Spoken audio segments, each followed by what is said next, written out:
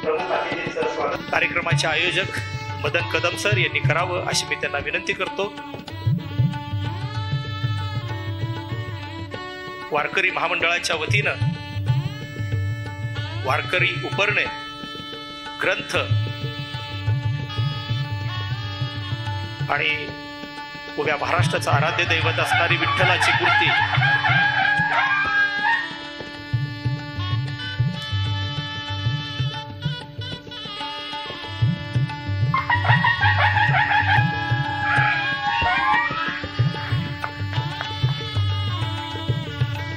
धन्यवाद।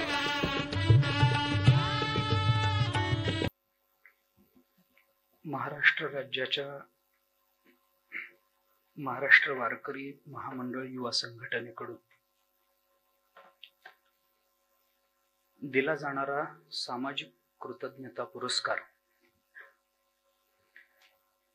यावर्षी श्री स्वामी विवेकानंद शिक्षण संस्था कोल्हापूर यांना देण्यात आलेला आहे। या समारंभासाठी व्यासपीठावर उपस्थित असणारे सर्व आदरणीय शिक्षण आणि आध्यात्मिक क्षेत्रामध्ये काम करणारे मान्यवर मंडळी आणि सभागृहामध्ये उपस्थित असणारे महाराष्ट्राचं भावी जीवन ज्यांच्या हातामध्ये आहे, महाराष्ट्रातल्या सुविचारांची स्थिती, महाराष्ट्रातल्या सुविचारांची वृद्धी आणि महाराष्ट्रातल्या सुविचारांचं ऐश्वर्य ज्यांच्या हातामध्ये शाबूत आहे, सुरक्षित आहे, अशी आपण सर्व सुजाण शिक्षक आदरणीय गुरुवर्य मंडळी आपल्या सर्वांच्या चरणी नतमस्तक होतो। सर्वप्रथम श्री स्वामी विवेकानंद शिक्षण संस्था कोल्हापूर आपलं मी अंतःकरणापासून अभिनंदन करतो की या वर्षीचा हा सामाजिक कृतज्ञता पुरस्कार आपल्याला प्रदान करण्यात आलेला आहे।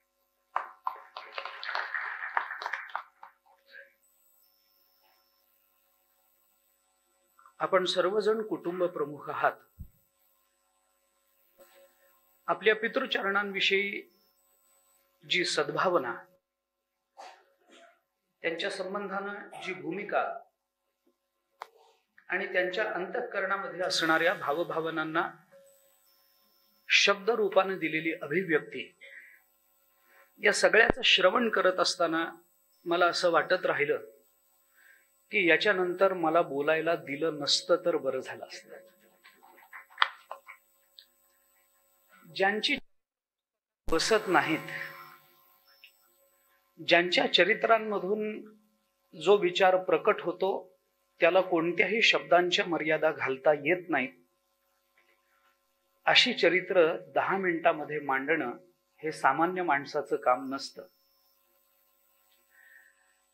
बापूजींच्या विचारांचा वंशवृक्ष आणि बापूजींच्या रक्ताचा मांसवृक्ष आपण मोठ्या प्रेमाने आणि त्याच जिद्दीनं सांभाळलेला आहे, म्हणून हा पुरस्कार या संस्थेला प्रदान करण्यात आलेला आहे।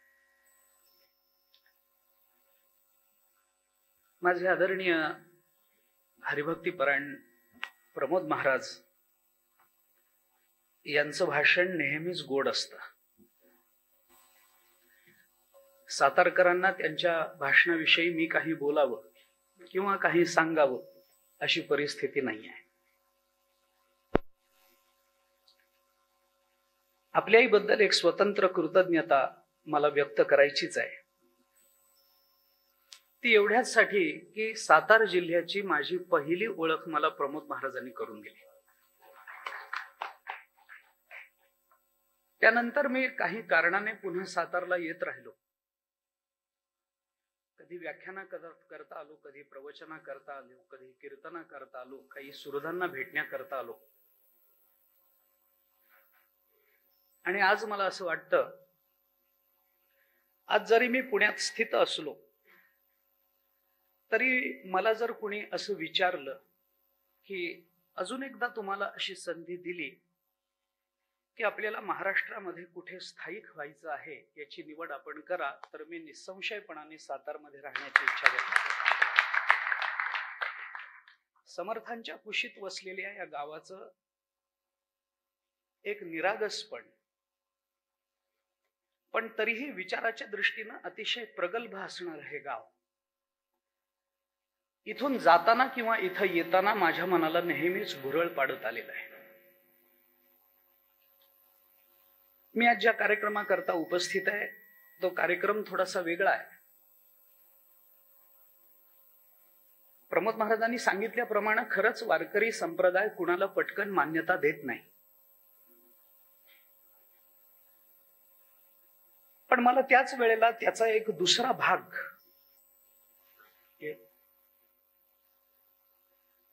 शुद्ध मराठीत बोलायचं झालं तर त्याची काउंटर फाईल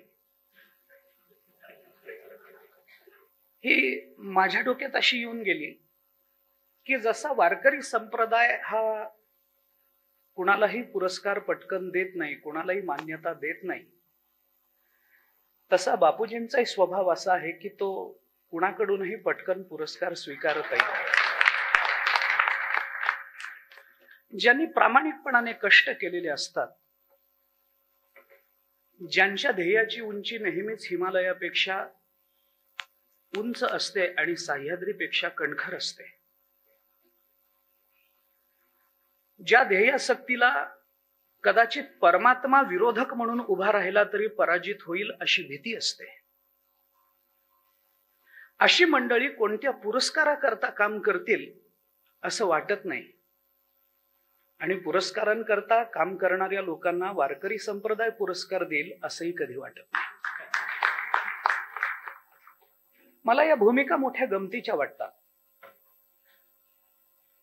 अनेकदा मी या गोष्टींचा विचार करतो, परंतु आज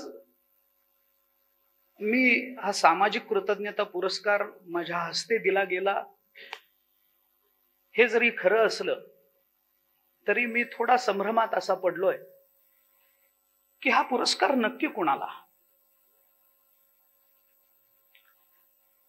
आणि आपल्या दोघांची भाषणं ऐकल्यानंतर माझी याची खात्री झाली आहे या विचाराची की हा पुरस्कार हा श्री स्वामी विवेकानंद शिक्षण संस्था कोल्हापूर यांना हा पुरस्कार मिळालेला नाही. यांना पुरस्कार देण्याचं सद्भाग्य मला प्राप्त झाल्यामुळे यांना पुरस्कार देण्याचा पुरस्कार मला प्राप्त झाला. अशा एका अतिशय कृतज्ञतापूर्वक भावनेमधून मी आपल्या या संस्थेचं अंतःकरणपूर्वक अभिनंदन करतो. आपण सर्वजण शिक्षण क्षेत्रामध्ये काम करणारी मंडळी आहात. ज्ञान, विज्ञान आणि सुसंस्कार या तीनही संकल्पना आपल्या विचारामध्ये घेऊन त्या संकल्पनांचा अतिशय मनोज्ञ असा संगम करून बापूजींनी ही संस्था सुरू केली.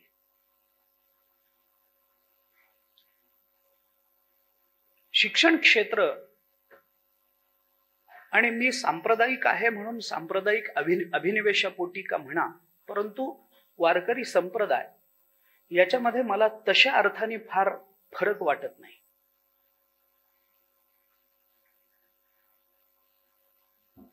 वारकरी संप्रदायही एका अर्थाने तेच काम करतो की जे खरं शैक्षणिक कार्य आहे. आणि आपण सर्वही शिक्षण क्षेत्रामध्ये काम करत असताना तेच काम करता ज्याला वारकरी संप्रदायाने आणि संत महात्म्यांनी अध्यात्म म्हटलंय. अध्यात्माच्या भूमिका त्या विवक्षित परिभाषेमधून प्रकट व्हाव्यात तरच त्याला अध्यात्म म्हणावं, इतका संकुचित विचार हा संतांनी कधी मांडलाही नाही आणि कधी स्वीकारलाही नाही. महाराजांनी म्हटल्याप्रमाणे कोणतंही कार्य हे त्या कार्य करणारं कोण आहे, त्या कार्याचं ध्येय काय आहे आणि त्या कार्याची अभिव्यक्ती कोणत्या रूपामध्ये होते आहे याच्यावरून त्या कार्याचं मूल्य, त्या कार्याचं स्वरूप हे जर ठरत असेल तर श्री स्वामी विवेकानंद संस्था शिक्षण संस्था कोल्हापूर या संस्थेकडून होत असलेलं कार्य पाहता याच्यापेक्षा वेगळं कोणतं अध्यात्म असेल असं मला तरी निश्चित वाटत नाही. म्हणून एका अर्थाने आपण सर्वच जण आध्यात्मिक कार्य करतो. अध्यात्म त्याला म्हणावं की म्हणू नये या संदर्भामध्ये कदाचित मतभेद असू शकतील, पण मी तरीही एक सूत्र आपल्या समोर ठेवून जातो. संज्ञांबद्दल मतभेद विचारवंतांमध्ये असतातच, पण संकल्पनांची मतभेद कधीही विचारवंतांमध्ये नसतात. संज्ञा भिन्न भिन्न असू शकतील, कोणी त्याला शिक्षण म्हणेल, कोणी त्याला अध्यात्म म्हणेल, पण शिक्षण आणि अध्यात्माचा समाजावर होणाऱ्या परिणामाचा आपण थोडासा बारकाईने विचार केला तर या दोन्ही संकल्पना एकरूपत्वानं एक जीव झालेल्या आहेत, एकरूपत्वानं कार्य करतायत. आणि म्हणून साहेबांच्या भाषेत बोलायचं झालं तर त्यांचं खऱ्या अर्थानं अद्वैत झालेलं आहे. बापूजींचं जीवनचरित्र जे आता प्रकट केलं गेलं अगदी थोड्या वेळामध्ये, हा कार्यक्रम हा 1-2 तासाचा नसता आणि हाच कार्यक्रम जर 3 दिवसाचं चर्चासत्र असतं तर रोज कमीत कमी 2 तास केवळ बापूजींच्या चरित्राकरता आपल्याला स्वतंत्र द्यावे लागले असते. इतकं ते चरित्र गोड आहे, इतकं ते चरित्र भारावून टाकणारं आहे, इतकं ते चरित्र प्रेरणादायी आहे आणि शून्यातून विश्वनिर्मिती करणारं आहे याची जाणीव आपल्या सगळ्यांनाच आहे. परंतु या चरित्राचं चिंतन करताना मला 2-3 गोष्टी विशेषत्वानं जाणवल्या, कारण ते ग्रंथ दोन्ही आपणच दिल्यामुळे मी वाचलेले आहेत. 3च संज्ञा, 3च संकल्पना मला त्या सगळ्या चरित्रातून बापूजींच्या स्वभावावर स्वच्छपणानं प्रकाश टाकणाऱ्या दिसतात. आपलं ध्येय काय, ध्येयाचा ध्यास कसा घ्यायचा असतो आणि ध्यासाचं व्रत कसं करायचं असतं हे बापूजींच्या चरित्रातून शिकण्यासारखं आहे. आपल्या जीवनाचं ध्येय मगाशी आपण बोलल्याप्रमाणे एका भौतिक वादाकडे हे जग जर झुकतं आहे आणि केवळ विषयासक्ती आणि विषयाचे उपभोग घेण्याकरता आपल्या जीवनाचा सर्वात महत्वाचा वेळ, सर्वात महत्वाची बुद्धी आणि सर्वात महत्वाचं समर्पण आपण जर वाया घालवत असू तर प्रत्येक वेळेला शरीरनाशालाच आत्महत्या म्हणण्याचं कारण नसतं. या भौतिकवादाचा आंधळेपणानं केलेला स्वीकार ही सुद्धा एका पद्धतीची आत्महत्याच असते. केवळ एवढ्या करताच आपल्याला जीवन मिळालं का? आमच्या जीवनाचं ध्येय काय? आणि म्हणून पुन्हा एकदा मला या दोन्ही अद्वैताचा पुन्हा एकदा उल्लेख करावासा वाटतो. आपण काय करता? शिक्षक मंडळी आहात आपण शिकवता, विद्यार्थ्यांना तयार करता. हे शिक्षण विद्यार्थ्यांना देण्याकरता आपल्याला स्वतःला रात्री काही अभ्यास करावा लागतो, आपण तो करता. दुसऱ्या दिवशी विद्यार्थ्याला जर ते व्यवस्थितपणाने एखादं प्रमेय समजत नसेल तर पुन्हा पुन्हा समजून देण्याचे कष्ट आपण करता. प्रसंगी विद्यार्थ्यावर रागावता येईल, पण हे सगळं विद्यार्थ्याला रागावण्याकरता आपल्याला पगार मिळतो म्हणून आपण रागावत नाही, तर ते त्या विद्यार्थ्याला कळलं पाहिजे म्हणून आपण रागावत असाल तर इतरांचं कल्याण हेच आपल्या जीवनाचं ध्येय घेऊन फिरणारा वारकरी काय आणि इतरांचंच कल्याण हे ध्येय घेऊन फिरणारा शिक्षक काय, या दोघांमध्ये मला तरी कोणत्या पद्धतीचा भेद दिसत नाही. आणि म्हणून हा पुरस्कार संप्रदायाकडून शिक्षण संस्थेला मिळाला असं म्हणण्यापेक्षा एका मोठ्या बहिणीने आपल्या लहान बहिणीचा केलेला हा गौरव आहे असं म्हणणं मला जास्त श्रेयस्कर वाटतं, जास्त आनंददायी वाटतं. संस्था कदाचित संप्रदायाच्या नंतरची असल्यामुळे धाकटी बहीण असेल, पण हा पुरस्कार देऊन दोघांवरही, मोठ्या बहिणीवर आणि लहान बहिणीवरही एक एक जबाबदारी वाढलेली आहे. लहान बहिणीवरची जबाबदारी हीच आहे की तिने आता मोठ्या बहिणीच्या मनामध्ये जे स्थान निर्माण केलेलं आहे ते स्थान तसंच अढळ ठेवण्याचं कार्य तिने करायचं आहे. आणि मोठ्या बहिणीवर हीच जबाबदारी आहे की तिने लहान बहिणीला नेहमीच सांभाळून घ्यायचं.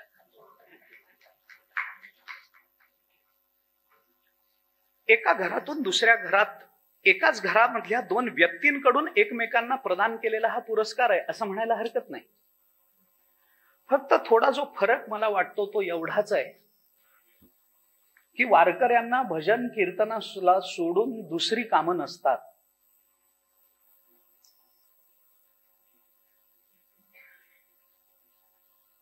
आणि तुम्हाला सगळीच कामं करावी लागतात.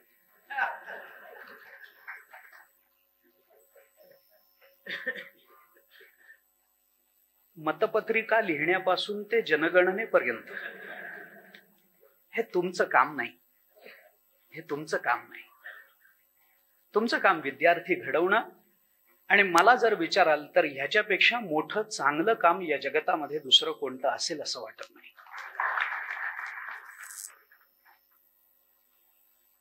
जनगणना करण्याकरता सरकारकडे स्वतंत्र योजना असते. मतपत्रिका लिहिण्याकरता ज्यांच्या त्यांच्याकडे त्यांचे स्वतंत्र कार्यकर्ते असतात.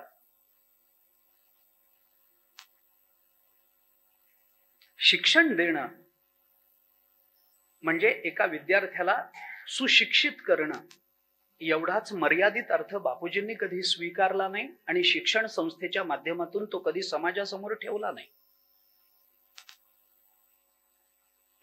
असं शिक्षण आपल्याकडे अपेक्षित आहे की ज्या शिक्षणातून मानवाची जीवनशैली घडली पाहिजे, त्याच्या जीवनाचा आदर्श जगतासमोर ठेवला गेला पाहिजे.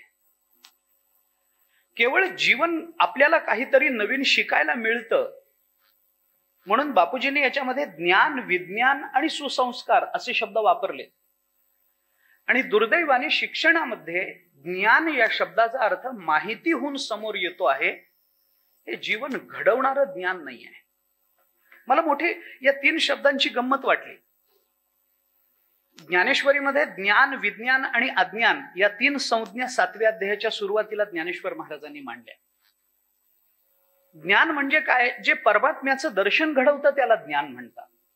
13व्या अध्यायामध्ये सुद्धा अध्यात्म ज्ञान नित्यत्वम तत्वज्ञानार्थ दर्शनम या श्लोकावर भाष्य करताना ज्ञानेश्वर महाराजांनी त्याच्या खालच्या पहिल्या ओवीमध्ये असं म्हटलंय, तरी परमात्मा ऐसे जे एक वस्तू असे ते जया दिसे ज्ञान असतं. तिये वाचोनी आने भवस्वर्गादी ज्ञाने ती अज्ञान ऐसा मने निश्चयो केला. हे नंतरच आहे. परंतु 7व्या अध्यायाच्या सुरुवातीला तया नाव ज्ञान येर प्रपंच ते विज्ञान तेथ सत्य बुद्धी हे अज्ञान हेही जाण असं म्हणून ज्ञान, विज्ञान आणि अज्ञान या 3ही संकल्पनांवरती ज्ञानेश्वर महाराजांनी अतिशय स्वच्छ प्रकाश टाकला.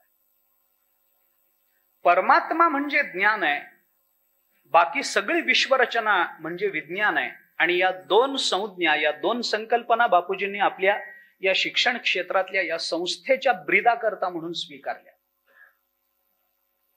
परंतु ज्ञान ज्ञानाच्या ठिकाणी आहे, विज्ञान विज्ञानाच्या ठिकाणी आहे, जग जग म्हणून आहे. केवळ जगाकडे जग म्हणून पाहणारा हा भौतिकवादी होईलच.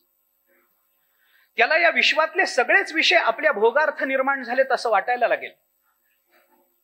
त्याला हे सगळं विश्व म्हणजे केवळ आपल्या आयुष्य आरामाकरता निर्माण झालेल्या वस्तू आहेत असं वाटायला लागेल. म्हणून केवळ विज्ञानाकडे बघणारा मनुष्य हा भोगवादी होईल. त्या विज्ञानाकडे बघण्याची माणसाची दृष्टी ज्ञानपूर्ण असली पाहिजे. याच्याकरता माणसाने काही प्रयत्न करावेत, याच्याकरता आपल्या जीवनामध्ये काही ध्येय ठेवावं. म्हणून बापूजींनी विज्ञानाबरोबर ज्ञानाचाही विचार आणला. ज्ञान म्हणजे जर परमात्मा असेल, विज्ञान म्हणजे जर जग असेल, तर या जगालाच परमात्मा म्हणून दाखवण्याचं काम सुसंस्कार करतील. आणि म्हणून पुढे एका शब्दाची योजना करावी लागली. तो शब्द म्हणजे सुसंस्कार. विज्ञानाला ज्ञानरूपानं दाखवण्याचं काम सुसंस्कार करतात. आणि असे सुसंस्कार ज्या संस्थेमध्ये घडतात त्या संस्थेला आजचा पुरस्कार प्रदान करण्यात आला. हे केवळ संस्थेचं भाग्य आहे असं आपण समजू नका. शिक्षण क्षेत्रामध्ये इतकं निकोप काम करणाऱ्या या संस्थेला वारकरी संप्रदायाकडून पुरस्कार दिला जात असेल तर वारकरी संप्रदायाचा एक सामान्य प्रतिनिधी म्हणून आम्ही सुद्धा हे मानतो की अशा संस्थेला आम्ही पुरस्कार देतो. हा खरं म्हणजे आमचा गौरव आहे. आज आम्ही स्वतः अभिनंदनाला पात्र ठरलो. संस्थेने आतापर्यंत संप्रदायांनी अशा पद्धतीच्या संस्थांना किती पुरस्कार दिले? आपल्याकडे किती यादी आहे महाराज?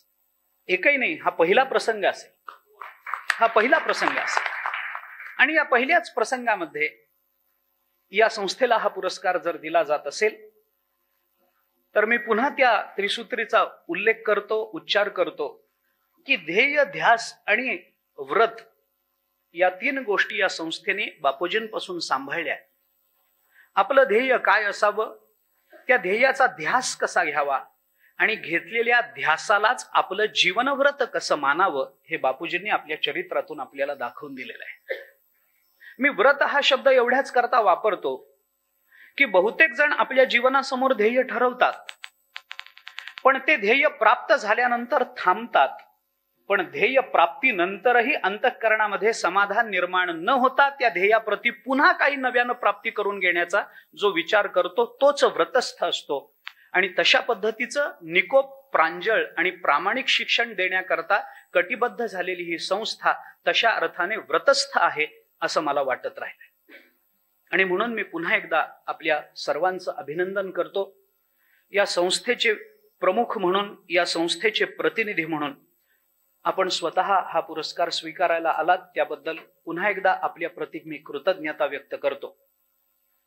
वास्तविक या निमित्तानं खूप काही बोलण्यासारखं आहे. सध्याची शिक्षण पद्धती ही कुठल्या दिशेने चाललेली आहे याची जाणीव माझ्यापेक्षा आपल्या सर्वांना जास्त आहे. गुरुकुलातून आजच्या शिक्षण पद्धतीपर्यंत जो शिक्षण क्षेत्राचा प्रवास आपण डोळ्यासमोर आणला आणि जो आपण पाहतो आहोत, जुनी मंडळी कदाचित याचा जास्त मोठे साक्षीदार असतील या सगळ्या प्रकरणाचा, परंतु हा सगळा प्रवास पाहताना कुठेतरी मनामध्ये शंकेची पालई चुकचुकते. पण कुठेतरी अशा शिक्षण संस्थांना दिल्या जाणाऱ्या पुरस्कारामध्ये उपस्थित राहण्याचा योग आला तर कुठेतरी आशेची किरणही दिसायला लागतात.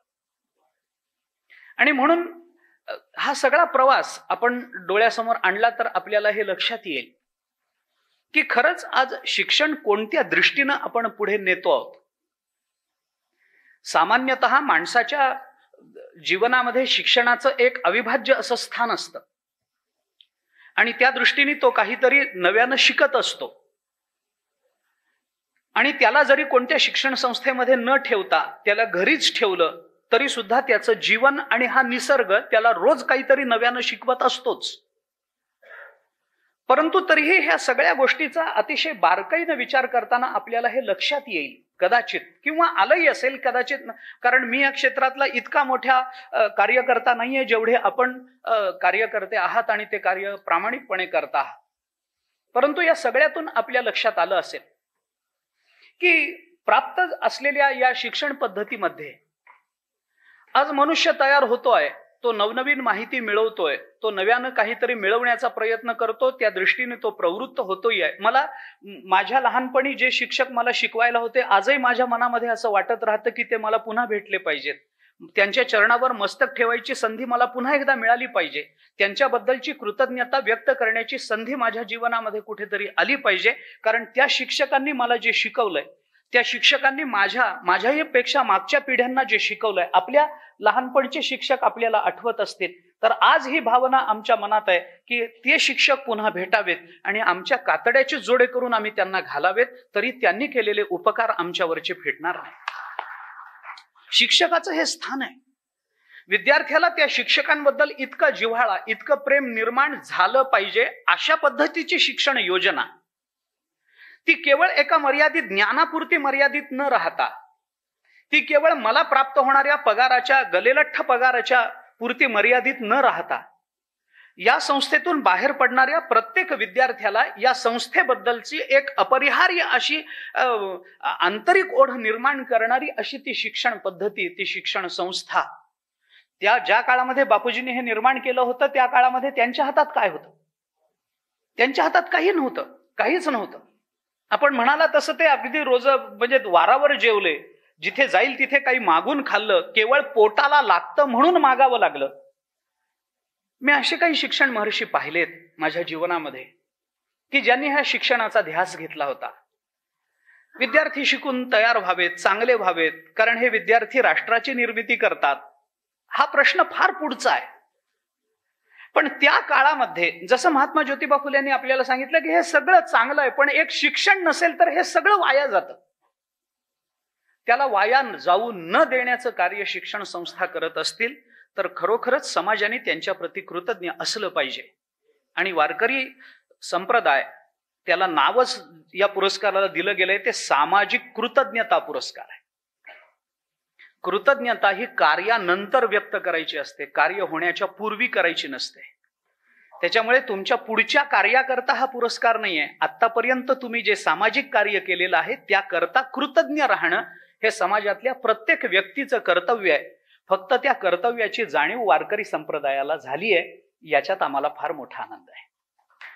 आज महाराष्ट्रात अनेक संप्रदाय आहेत, अनेक लोक काम करतायत, पण अशा पद्धतीची सामाजिक कृतज्ञता ती वारकरी संप्रदायाला व्हावी. कारण मी मघाशी म्हटल्याप्रमाणे आपलं आणि संतांचं कार्य काही वेगळं नाही. बापूजी, आपणच म्हणालात, बापूजी जर शिक्षण संस्थेचे अध्यक्ष झाले नसते किंवा त्यांनी संस्था काढली नसती तर ते हरिभक्तीपरायण झाले असते. एका दृष्टीने झालं ते चांगलं झालं, कारण त्यांच्यासारखे हरिभक्तीपरायण आमच्याकडे झाले असते तर आमच्यासारख्यांचं काय झालं असतं, हाही एक प्रश्नच आहे. परंतु ते हरिभक्तीपरायण नाही आहेत असं म्हणण्याकरताही माझी जीभ धजावत नाहीये ना.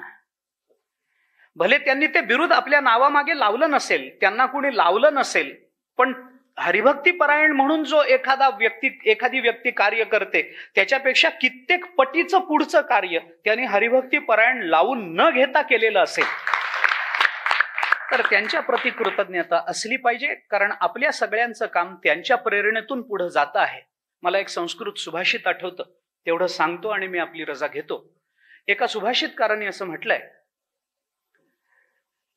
संत आणि लोणी यांच्यामध्ये काही साधर्म्य असतं. सज्जनस्य हृदयम नवनीतम यद वदंती कवयः तद अलीकम. सज्जनांचं चित्त हे लोण्याप्रमाणे मऊ असतं असं काही सज्जन म्हणतात. तुकोबारायांचंच वचन आहे. मृदू सबाह्य नवनीत तैसे सज्जनाचे चित्त, असं तुकोबारायांनी म्हटलंय. लोणी जसं आतून बाहेरून मऊ असतं तसं सज्जनांचं चित्त आतून बाहेरून मऊ असतं, मृदू असतं, असं पूर्वी कोणीतरी कवी म्हणून गेले, तुकोबाराय म्हणून गेले. पण तो सुभाषितकार म्हणतो तद अलीकम. अलीक शब्दाचा अर्थ आहे खोटं. आपल्या संस्कृत शिक्षक बरेच असतील. तद अलीकम ते खोट आहे. सज्जनस्य हृदयम नवनीतम यद वदंती कवयः, असं जर कोणी कवी म्हणत असतील की सज्जनांचं चित्त लोण्याप्रमाणे मऊ असतं तर तद अलीकम ते खोट आहे. का खोटं आहे? कारण सज्जनांचं चित्त आणि लोणी यांच्यामध्ये फार मोठं अंतर आहे. ते अंतर म्हणजे असं आहे, अन्य देह विलसत परितापात सज्जनो द्रवती नो नवनीतम. सज्जनांचं चित्त लोण्याप्रमाणे मऊ असतं असं जर कोणी महात्मे म्हणत असतील तर ते खोटं आहे. कारण सज्जन आणि लोणी यांच्यामध्ये फरक इतकाच आहे की लोणी फक्त स्वतःला आच लागली तरच वितळतं, सज्जन मात्र दुसऱ्याला त्रास झाला तर वितळतं. आणि हेच ब्रीद, हेच कार्य घेऊन आपण सर्व शिक्षक मंडळी पुढे जात आहात. एखाद्या विद्यार्थ्याला आपण ज्ञान नाही दिलं तर काय होईल, मला पगार मिळेल का न मिळेल याचा विचार न करता त्याचं जीवन वाया जाईल, म्हणून त्याला ज्ञान दिलं गेलं पाहिजे. या तळमळीपोटी आपण हे ज्ञानदान करत आहात. आपल्या सर्वांच्या चरणी पुन्हा एकदा नतमस्तक होतो. आदरणीय हरिभक्तीपरायण आमचे मदन सर यांच्याबद्दल विशेष कृतज्ञता व्यक्त करतो. कारण असं आहे की हा पुरस्कार देण्याकरता माझ्यापेक्षा खूप मोठी मंडळी संप्रदायामध्ये उपलब्ध आहेत. खूप मोठी आहेत, ज्यांनी खूप काम केलेलं आहे. अनेक वर्ष सातत्याने आणि प्रामाणिकपणानं निस्पृहपणे ज्यांनी काम केलेलं आहे अशी मंडळी संप्रदायामध्ये उपलब्ध आहेत. नाही आहेत असं नाहीये. आपल्या सातारा जिल्ह्यातच अनेक कीर्तनकार मंडळी आहेत की जी ह्या खरं म्हणजे हा पुरस्कार प्रदान करण्याच्या योग्यतेची आहे. परंतु तरीही सरांनी माझी निवड केली. याच्यामध्ये त्यांचं माझ्यावर असणारं अकृत्रिम प्रेम हे जरी कारणीभूत असलं तरी कुठेतरी माझाही भाग्योदय झाला असं मी समजतो या निमित्तानं. कारण काय असतं, हे निरक्षीर विवेक म्हणून शिकवला जातो ना, की तो राजहंस नावाचा पक्षी आहे, त्याच्यासमोर दूध आणि पाणी एकत्रित करून ठेवलं तर त्याच्यातलं दूध फक्त तो काढून घेतो, पाणी मात्र शिल्लक ठेवतो. म्हणजे त्याच्यासमोर दूध आणि पाणी एकाच भांड्यात आपण एकत्रित करून ठेवायचं. आता सध्या तसं करायची गरज नाही, जसं आलं तसं ठेवलं तरी चालतंच. परंतु ते त्याच्या समोर ठेवलं की मग तो राजहंस जो पक्षी आहे तो त्याच्यातलं बरोबर दुधाचा अंश काढून घेतो आणि पाण्याचा अंश तसाच ठेवतो. त्याला नीर क्षीर विवेक असं म्हणतात. पाणी आणि दुधाचा विवेक ज्याच्या ठिकाणी आहे म्हणून राजहंसाची प्रसिद्धी आहे, खूप मोठी प्रसिद्धी आहे. ते वल्लभदेव नावाचे एक संस्कृत सुभाषितकार होऊन गेले आपल्याकडे, आपल्या भारत देशामध्ये. त्यांची एक सुभाषितावली म्हणून प्रसिद्ध आहे. मला सांगायचं सगळंच नाहीये, पण त्याच्यातला भाव फक्त प्रकट करतो की हा निरक्षीर विवेक राजहंसाकडे आहे असं नेहमीच सांगितलं जातं, त्याच्याकरता त्याची प्रसिद्धी आहे. पण इतरांकडे हा विवेक नसतो असं नाही आहे. पाण्यात राहणाऱ्या मासोळीकडेही हा विवेक आहे. ज्या पाण्यामध्ये मासे राहतात त्या पाण्यामध्ये आपण जर दूध टाकलं तर ते मासे बरोबर दुधाचा अंश त्याच्यातला काढून घेतात, पाण्यात मिसळलेलं असू नये. म्हणजे निरक्षीर विवेक फक्त राजहंसाकडेच आहे असं नाही, तो मासोळ्यांकडेही आहे. फक्त अडचण एवढीच झाली आहे की राजहंसाचं प्रारब्ध चांगलं आहे म्हणून त्याची प्रसिद्धी झाली आहे. काम दोघेही करतायत पण प्रारब्ध त्याचं चांगलं आहे म्हणून त्याची प्रसिद्धी आहे. माझ्यापेक्षा खूप चांगले कीर्तनकार, प्रबोधनकार महाराष्ट्रामध्ये उपलब्ध असताना केवळ माझी निवड झाली. याच्यामध्ये मला एवढंच म्हणायचंय की माझं आजचं प्रारब्ध खूप चांगलं आहे की मला हा पुरस्कार देण्याची संधी प्राप्त झाली. आणि म्हणून मी पुन्हा एकदा म्हणतो की हा पुरस्कार देण्याची संधी मला प्राप्त झाली, हाच माझ्याकरता दिला गेलेला पुरस्कार आहे. माझी निवड केली गेली याबद्दल मदन सरांना अंतःकरणपूर्वक धन्यवाद देतो. त्यांनी आदरणीय अभयकुमारजींची माझी भेट घडवून आणली, त्यांनी आदरणीय शेजवळ सरांची माझी भेट घडवून आली आणि तुम्हा सर्वांच्या दर्शनाचा योग माझ्या जीवनामध्ये आणून दिला. त्याबद्दल सरांना आणि अर्थातच महाराष्ट्र वारकरी महामंडळ युवा संघटनेला अंतःकरणपूर्वक धन्यवाद देतो. त्यांच्या सर्व पदाधिकाऱ्यांना धन्यवाद देतो. संस्थेच्या पदाधिकाऱ्यांचा पुन्हा एकदा पदाधिकाऱ्यांचं अभिनंदन करतो आणि आपल्या सर्वांना अंतःकरणपूर्वक धन्यवाद देतो आणि लांबलेला वाक्विस्तार सीमित करतो. धन्यवाद.